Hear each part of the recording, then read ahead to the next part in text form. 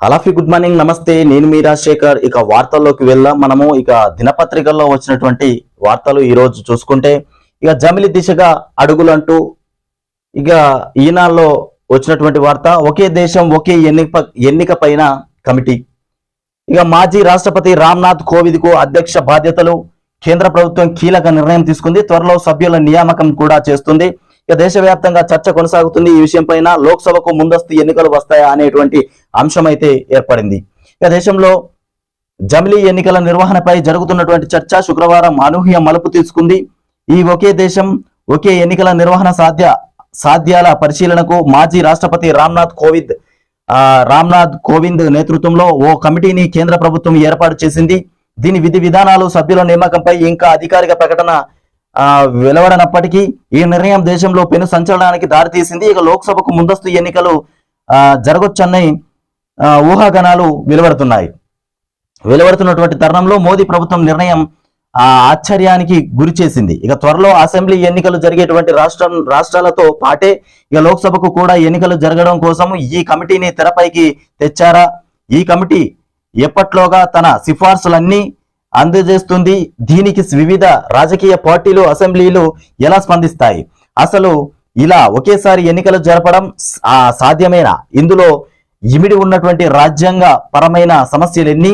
వాటిని ప్రభుత్వం ఎలా అధిగమిస్తుంది? ఇలాంటి అనేక ప్రశ్నలు ఉత్పన్నమవుతున్నాయి. ఇక కేంద్ర నిర్ణయాన్ని ఇప్పటికే పలు ప్రతిపక్ష పార్టీలు తీవ్రంగా వ్యతిరేకిస్తున్నాయి. ఇక కేంద్రం తీసుకున్నటువంటి ఈ నిర్ణయాన్ని పలు ప్రతిపక్ష పార్టీలు ఇప్పటికే వ్యతిరేకిస్తున్నటువంటి అంశాలు అయితే నెలకొన్నాయి. ఈ గాంధీజీ మార్గంలోనే తెలంగాణ కళ సాకారం అవుతుందట. ఇక నాడు ప్రాణాలను పణంగా పెట్టాను గాని అహింసా మార్గాన్ని వీడలేదు. ఇక స్వాతంత్ర సమరయోధుల ఆశయాలను నిజం చేద్దాం. స్వతంత్ర భారత వజ్రోత్సవాల ముగింపు వేడుకల్లో సీఎం కేసీఆర్ మాట్లాడినటువంటి మాటలు.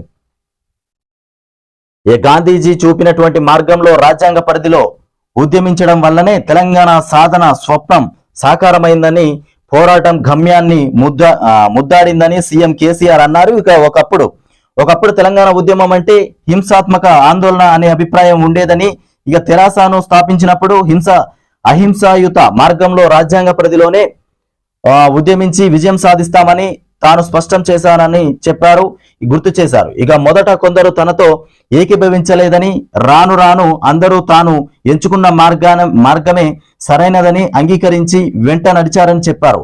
తను ముందుగా ఎంచుకున్నటువంటి ఈ తెలంగాణ పోరాటానికి సంబంధించినటువంటి మార్గం సరికాదని చెప్పినటువంటి వాళ్ళే తనతో పాటు కలిసి కొంతమంది తనతో పాటు ముందుకొచ్చారని చెప్తున్నటువంటి కేసీఆర్. ఇక గాంధీజీ విగ్రహానికి నివాళి అర్పిస్తున్నటువంటి సీఎం కేసీఆర్ ఇక్కడ విజువల్స్ మనం చూస్తున్నాం.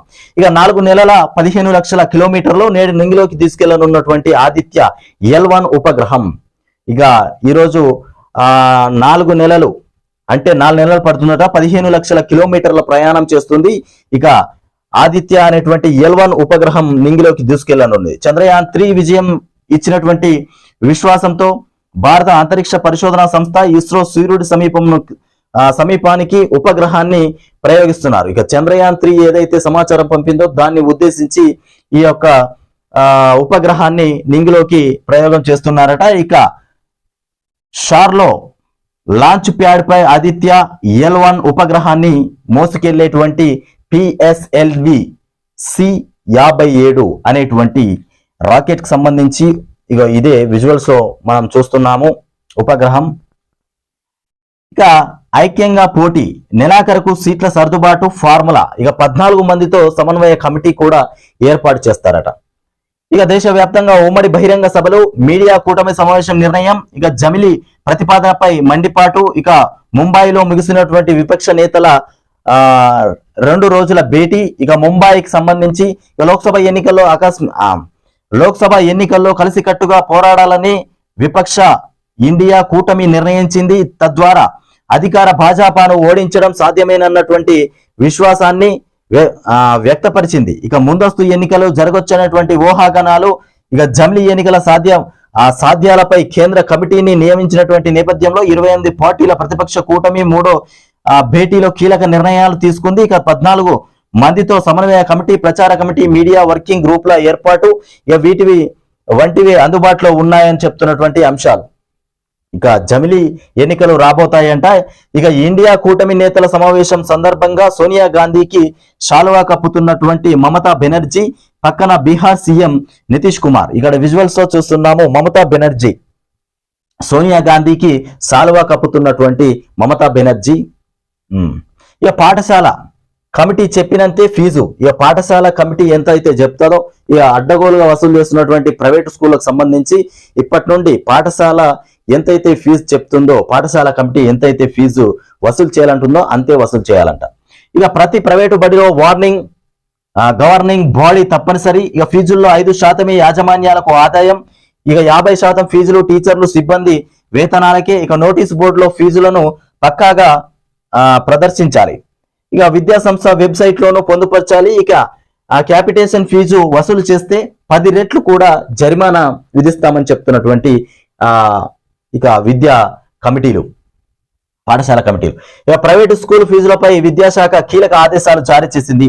ప్రైవేటు పాఠశాలల్లో ఫీజులు దోపిడీకి అడ్డుకట్ట వేసేలా రాష్ట్ర ప్రభుత్వం కీలక ఆదేశాలు జారీ చేసింది. స్కూల్ ఫీజులను ఖరారు చేసే అధికారాన్ని పాఠశాల వార్నింగ్ బాడీకి అప్పగించింది. ఇక రాష్ట్రంలోని అన్ని ప్రైవేటు పాఠశాలల్లో తల్లిదండ్రులు, యాజమాన్యం, ఇక టీచర్లతో గవర్నింగ్ బాడీలను ఏర్పాటు చేయాలని ఆదేశించింది. ఇకపై ఈ కమిటీలే ఆ విద్యా సంస్థకి స్కూల్ ఫీజులు స్ట్రక్చర్స్ ఖరారు చేస్తున్నాయి అంటూ మనం ఇక్కడ చూస్తున్నాం. ఇక పాఠశాలల కమిటీలు చెప్పినంతే ఫీజు వసూలు చేయాలి ప్రైవేట్ స్కూల్స్ అని నిబంధన వచ్చేసింది. ఇక నేతన్న ఖాతాలో నెలకు 3,000. చేనేత మిత్ర పథకంలో రాష్ట్ర వ్యాప్తంగా 32,000 కుటుంబాలకు లబ్ధి చేకూరనుంది.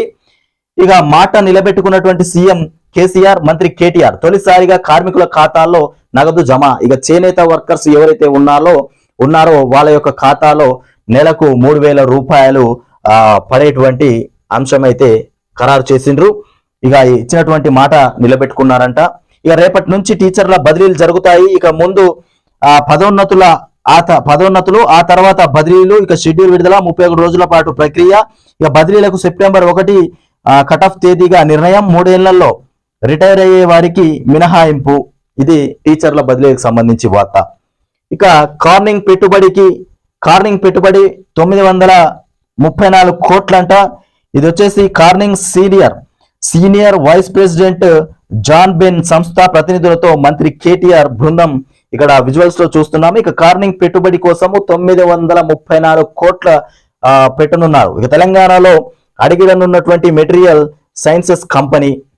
ఇక దీనివల్ల 800 మందికి ఉద్యోగ అవకాశాలు చేకూరుతాయంట ఈ కంపెనీ పెట్టడం వల్ల. ఇక చూస్తుంటే తెలంగాణలో కార్నింగ్ కమిటీ. ఇక ఎన్నికలకు ముందే కాంగ్రెస్ చేతులెత్తేసింది. ఇక ఎన్నికలకు ముందే కాంగ్రెస్ భయపడి చేతులెత్తేసిందట. ఇక స్పందించిన మంత్రి ప్రశాంత్ రెడ్డి, ఈసీకి షబ్బీర్ అలీ ఫిర్యాదుపై ఘాటుగా స్పందించిన మంత్రి ప్రశాంత్ రెడ్డి ఇక ఎన్నికలకు ముందే కాంగ్రెస్ చేతులెత్తేసిందని చెప్తుండో. ఇక కాంగ్రెస్ డిక్లరేషన్ ఓ బూటకం, మంత్రి కొప్పుల ఈశ్వర్ విమర్శ పడుతున్నారు. కాంగ్రెస్ డిక్లరేషన్ ఏదైతే ఉందో అది ఒక బూటకం అని చెప్తున్నటువంటి మంత్రి కొప్పుల ఈశ్వర్ ఇక విమర్శ వ్యక్తం చేశారు. మాట్లాడుతున్న మంత్రి కొప్పుల ఈశ్వర్, చిత్రంలో ఎమ్మెల్సీ భానుప్రసాద్ తాత మధు. ఇక ఇవి కాంగ్రెస్ కు సంబంధించినటువంటి వార్తలు. ఇక వ్యవసాయ అభివృద్ధికి ప్రవాసులు సహకరించాలి అంటూ మంత్రి నిరంజన్ రెడ్డి చెప్తుండు. వ్యవసాయ అభివృద్ధికి ప్రవాసులు సహకరించాలి అంటూ మంత్రి నిరంజన్ రెడ్డి చెప్తున్నటువంటి మాటలు. ఇక సీఎం సతీమణి శోభకు అస్వస్థత. సీఎం యొక్క భార్యకు ఇక అస్వస్థత మొదలైపోయిందట. ఇక ముఖ్యమంత్రి కేసీఆర్ సతీమణి శోభ అస్వస్థతకు గురి కావడంతో సోమాజిగూడలోని యశోద ఆసుపత్రిలో చేర్పించారు. ఇక గురువారం రాత్రి నుంచి జ్వరం, ఒళ్ళు నొప్పులతో బాధపడుతుండటంతో ఆసుపత్రిలో చేరాల్సిందిగా senior general physician doctor M V Rao సూచించారు. ఇక సీఎం కేసీఆర్ ఆసుపత్రికి వెళ్లి ఆమె ఆరోగ్య పరిస్థితిపై వాకాబు చేశారు. ప్రస్తుతం నిలకడగా ఉందని వైద్యులు తెలిపారు. ఇక సీఎం కేసీఆర్ సతీమణికి వచ్చినటువంటి అనారోగ్య సమస్యకు సంబంధించి యశోద ఆసుపత్రిలో జాయిన్ చేశారంట. అక్కడికి కేసీఆర్ వెళ్లి ఆ విషయాలు తెలుసుకున్నారు. ఇప్పటికైతే బాగానే ఉందని చెప్తున్నటువంటి డాక్టర్స్. ఇక ఓటమి భయంతోనే జమ్లీ ఎన్నికలు అంటూ మంత్రి తలసాని చెప్తుండు. ఇక ఓటమి యొక్క భయంతోనే జమ్లీ ఎన్నికలు నిర్వహించాలని అంటున్నారని తలసాని చెప్తుండు. ఇక రానున్న 5 రాష్ట్రాల్లో ఎన్నికల్లో భాజపా ఓడిపోతుందని ఆ సర్వేలు స్పష్టం చేస్తున్నాయని రాష్ట్ర మంత్రి తలసాని శ్రీనివాస్ యాదవ్ తెలిపారు. ఇక శుక్రవారం జిహెచ్ఎంసీ ప్రధాన కార్యాలయంలో 2 పడక గదుల ఇళ్ల పంపిణీపై ఏర్పాటు చేసినటువంటి విలేకరుల సమావేశంలో తలసాని మాట్లాడారు. ఇక ఓటమి భయంతోనే భాజపా జమిలీ ఎన్నికల వైపు చూస్తోందని విమర్శించారు. ఈ ఓటమి భయంతోనే భాజపా జమిలీ ఎన్నికలు నిర్వహిస్తుందని చెప్తున్నటువంటి ఇక మంత్రి తలసాని. ఇక 20,000 కోట్లు దాటినటువంటి అప్పులు. ఇక బడ్జెట్ లో ఈ ఏడాది రుణ సేకరణ లక్ష్యం 38.234 కోట్లు. ఇక 4 నెలల్లో 53.97% సేకరణ. ఇక కాగ్ జూలై నివేదికలో వెల్లడి.